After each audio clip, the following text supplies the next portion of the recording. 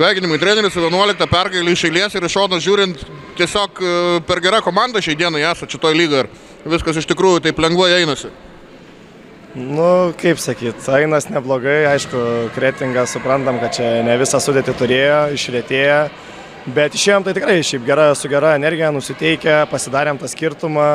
Aišku, kaip sakyt, antras rungtynės iš eilės mes gal nesužaidžiam to lygiai, bet aš suprantu, kad žaidėjai ne robotai ir prie to didelio pliuso sunku tą tolygią koncentraciją išlaikyti.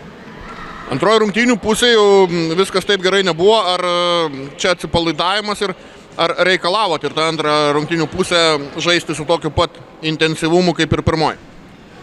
Tai tikrai norim žaisti tokiu pačiu intensyvumu kaip ir pirmoji pusė, bet sakau, tikrai čia antra pusė tokia graži nebuvo, ta energija gal irgi netokia buvo.